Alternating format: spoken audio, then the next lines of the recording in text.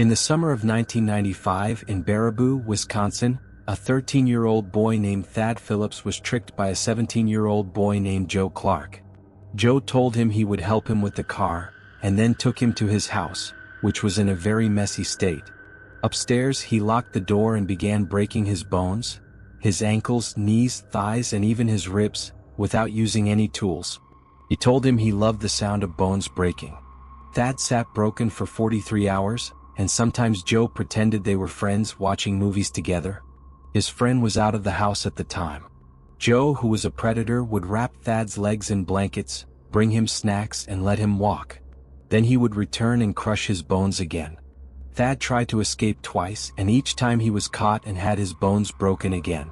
Eventually, he broke the closet door, dragged himself down the stairs with his broken legs, passed out but made it to the phone and called the police. They saved him just before he died. The police found notebooks where Joe had written names of kids he intended to kill, and he confessed that Thad wasn't the first. He had killed another boy whose body they later found with 150 broken bones. Joe said he liked seeing animals suffer from a young age, and would break their bones for fun. He would get excited watching them suffer. Before going to court, he attacked Joe's friend twice, but the friend survived. Later, he was arrested and accused of another assault. Many people with mental disorders used his case as an example that some people are simply evil. In May 2013, Georgia Williams, a 17-year-old girl, was misled by a classmate she knew from school. He was also a friend of her older sister, and his name was Jamie Reynolds. He told her he was working on a video project and needed help filming a dramatic scene. He claimed he would edit the footage later and asked her to participate. She trusted him, agreed, and went along with the setup. As part of the scene, she stood on a box with a rope for the shot. Sadly, what followed led to her losing her life. After the incident, he treated the situation in a very disturbing and inappropriate way, recording and keeping footage that no one should ever take. He then moved her to a forest far away.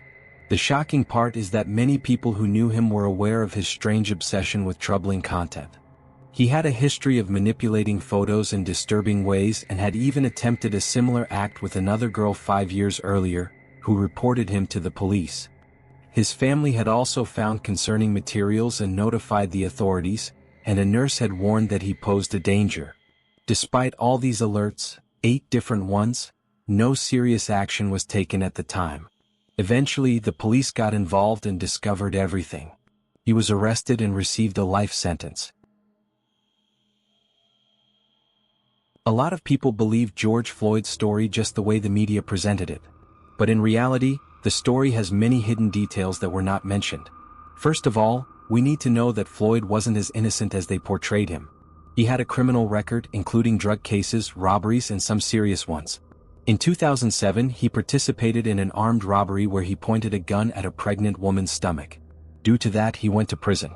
There were others who faced similar or worse fates, like Tony Timper in Dallas in 2016. Police held him to the ground for 13 minutes while he kept saying, "Help me," until he died.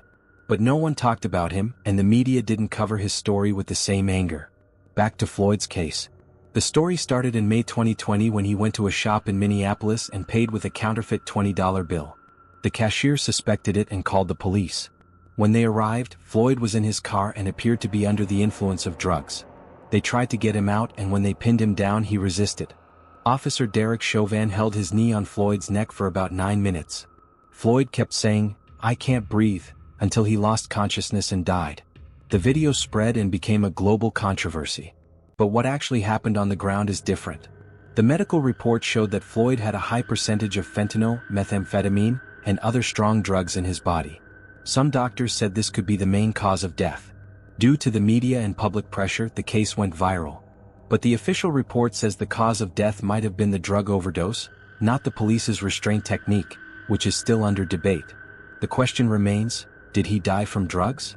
Or because of the police's actions? In the end, the story turned from an individual incident into a huge political symbol. It was used in campaigns like Black Lives Matter and even made its way into the elections.